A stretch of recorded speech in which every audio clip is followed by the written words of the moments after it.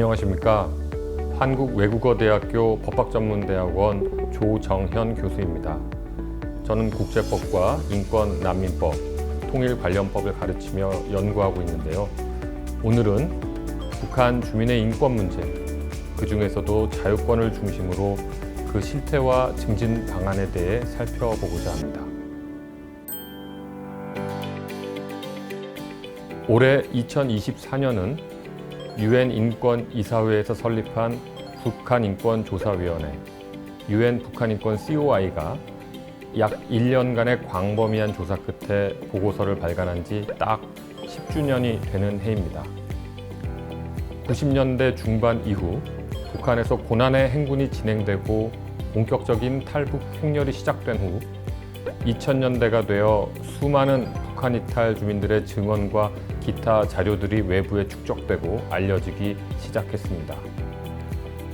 북한의 심각한 인권 상황은 모르면 몰랐지 한번 알고 나면 그냥 지나칠 수 없는 심각한 인권 사안인 것은 분명해 보입니다. 전 세계 수많은 인권 침해 사안이 밀려드는 UN 인권이사회에서도 북한 인권 문제는 항상 최우선 순위에 위치한 가장 시급하고도 중요한 문제로 취급되었고, 북한 인권 결의 채택과 북한 인권 특별보고관 임명 등의 지난 활동들이 유의미한 결실을 맺지 못하자 2013년 3월 UN 인권이사회는 표결 없이 컨센서스로 북한의 인권 실태를 조사하고 더 나아가 국제형사법상 반인도 범죄 혐의까지 조사하는 임무를 부여받은 북한인권 COI, 북한인권조사위원회를 설립하였던 것입니다. 그렇다면 이렇듯 유엔이 공식적 조사를 통해 파악하고 있던 북한 인권 상황은 어떠했고, 또한 현 상황은 어떻게 변화했을까요? 2014년 보고서에서 북한인권 COI는 크게 9가지로 분류하여 북한인권 침해 상황을 고발했는데요. 식량권, 고문, 자의적 구금, 정치범 수용소, 차별, 표현의 자유, 생명권, 이동의 자유, 강제 실종 등이 바로 그것입니다. 이 중 유일하게 사회권인 식량권과 사회권과 자유권에 공히 적용되는 차별을 제외하면 나머지 7가지 사안이 모두 북한 주민의 자유권과 관련된 침해 내용입니다. 지금은 많이 알려진 대로 북한에는 아직도 4-5개의 정치범 수용소, 즉 관리소에 수만 명의 정치범들이 수용되어 있으며 출신 성분 토대에 따라 조직적이고 광범위한 차별이 진행되고 있을 뿐 아니라 민주사회에서 가장 중요한 권리 중 하나인 표현의 자유 및 이동의 자유가 심각하게 제한받고 있는 것으로 파악됩니다. 각종 구금시설에서는 고문 및 기타 비인도적 처우가 빈번히 발생하고 있으며 심각한 경우 생명의 위협은 물론 지역 주민들을 모아놓고 공개 처형도 진행되고 있는 것으로 보고되고 있습니다. UN 북한인권 COI가 주목했던 점은 이러한 인권 침해가 국제범죄 중 하나인 인도의 반환죄, 반인도 범죄를 구성할 수 있느냐는 것이었는데요. 앞서 언급한 정치범 수용소와 교화소 등 구금시설에서의 각종 인권 침해 행위와 종교인 및 강제 송환 탈북자들에 대한 과도한 처벌, 그리고 납치 등 강제 실종 상황들과 마지막으로 당국의 정책 실패와 함께 의도적 차별의 요인이 된 90년대 고난의 행군 시기 대량 아사 사태 등을 반인도 범죄 가능성이 높은 사안으로 결론 내렸습니다. 이러한 구체적이고도 강력한 국제사회의 비판에 북한도 일부 변화의 조짐을 보이기도 하였습니다. 특히 장애인 권리나 여성 및 아동과 관련된 분야에서 적극적으로 반응하는 모습을 보였고, 자유권 분야에서도 구금시설에서의 구타 금지를 명령하는 등 일부 개선이 있었습니다. 그러나 체제 유지와도 직간접적으로 관련된 기타 구조적인 인권 침해 사안에 대해서는 기본적으로 의미 있는 개선은 보이지 않았습니다. 오히려 최근 코로나 사태 이후 더욱 엄격해진 국경 봉쇄와 사회 통제는 북한 내 인권 상황에 대한 더욱 우울한 전망을 하게 만듭니다.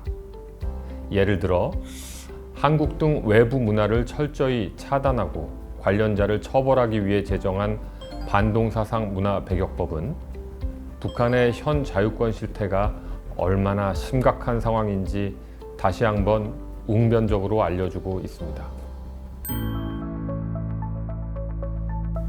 UN COI 보고서에서 한 가지 더 강조했던 부분은 보호 책임, R2P 원칙하에 국제 공동체가 이제는 더욱 적극적으로 북한 인권 문제에 나서야 한다고 강조했던 점입니다.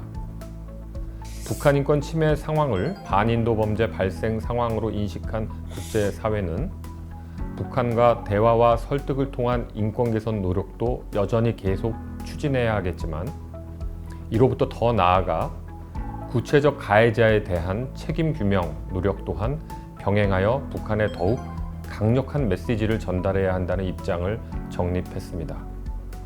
이번 러시아 푸틴 대통령의 방북을 통해서도 간접적으로 확인할 수 있듯이 전쟁 범죄 혐의로 국제형사재판소 ICC에 체포영장이 발부되어 있는 푸틴 대통령은 ICC 로마 규정 당사국들로의 여행이 현재 제한되어 있습니다.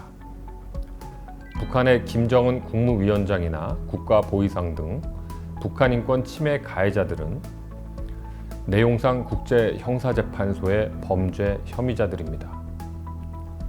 단지 로마 규정 당사국이 아닌 북한 내에서 일어난 사건과 관련해서는 UN 안전보장이사회가 ICC에 회부할 유일한 권한이 있는데 일부 상임이사국의 거부권 행사 우려로 수사나 처벌이 현재 실행되지 못하고 있을 뿐입니다. 아주 많이 알려진 사실은 아니지만 김정은 국무위원장과 김여정 조선노동당 부부장 등 북한 당국의 핵심 인물들은 북한 인권 제재 강화법이란 미국의 연방 법률에 의거 북한 인권 제재 대상으로 이미 등재되어 있습니다. 이들에게는 미국 입국 금지 및 미국 내 자산 동결 등 상징적인 제재 조치들이 내려져 있으며 최근 EU와 영국 등도 비슷한 조치들을 취하고 있습니다. 또한 미국과 일본은 한국보다도 먼저 북한 인권법을 제정하여 정보의 자유와 탈북민 보호, 납북자 문제 해결 등에 특히 관심을 집중하고 있습니다. 한국도 2016년 북한 인권법을 여야 합의로 제정하여 국제사회의 이런 노력에 더욱 적극적으로 동참하고자 하였으나 여야 간 협력을 통해 구성되고 설립되어야 할 북한인권증진자문위원회와 북한인권재단 등이 아직도 구성 또는 설립되지 못하고 있는 등 초당적 문제로 북한인권 문제를 다루는 미국과 비교해 봤을 때 우리 내부 상황은 상당히 안타까운 상황이다 이렇게 평가할 수 있겠습니다. 그럼에도 통일부와 법무부에서 북한인권 침해 상황을 기록하고 또 보존할 수 있게 기초적인 제도를 구비하게 된 것은 나름의 의의가 있다고 할 수 있겠습니다.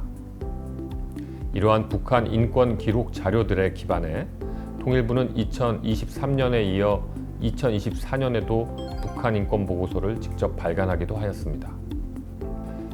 정부가 교체되는 것과 무관하게 북한 인권 정책이 체계적이고 일관성 있게 추진되기 위해서는 앞서 언급한 북한 인권법의 정상적 시행을 비롯해 국제 기준에 부합하는 원칙 정립 및 실천이 필요합니다. 일례로 북핵 협상에 일부 진전이 있다고 해서 갑자기 북한 인권 문제를 도외시하거나 무시해선 안 되겠습니다.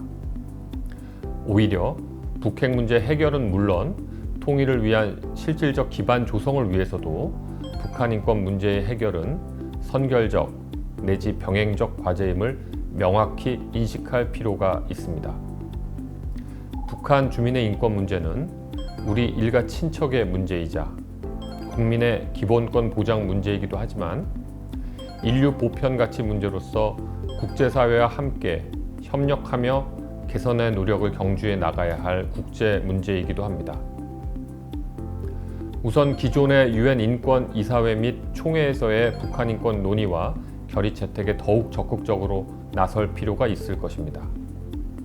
금년 11월에 개최 예정인 인권이사회의 북한에 대한 제4차 보편적 정례 인권 검토 UPR에 대한 준비도 철저히 해야 할 것입니다. 또한 금년 초부터 2년 예정으로 우리가 비상임 이사국으로 참여하고 있는 안보리 회의에서도 국제 평화와 안전에 대한 위험 문제로 북한 인권 문제를 적극적으로 다루며 책임 규명 노력을 한층 강화해야 할 것입니다. 실제 우리 정부가 의장국으로 활동하는 2024년 6월에 우리 주도로 안보리에서 북한 인권 회의가 개최되었습니다. 소위 신냉전적 분위기의 출현으로 유엔의 원활한 활동에 일부 제약이 생긴 점을 감안하여 우리와 동일한 입장을 가지고 있는 미국, 일본, EU 등과의 북한 인권 개선을 위한 협력도 강화할 필요가 있을 것입니다. 효과적 북한 인권 제재의 실행을 위한 협력은 물론 북한 주민들이 외부의 상황을 객관적으로 인식할 수 있는 정보의 전달 방안에 대해서도 다양한 측면에서 함께 고민할 필요가 있습니다. 우리나라를 비롯한 각국 정부 및 국제기구, 지역기구, 시민단체 및 국제적 NGO 등 여러 행위자들 간의 다양한 노력들이 함께 그러나 조화롭게 추진될 필요가 있으며 체계적 북한 인권 기록 보존 및 분석을 위해 관련 행위자 간 정보 교류 및 협력도 필요할 것입니다.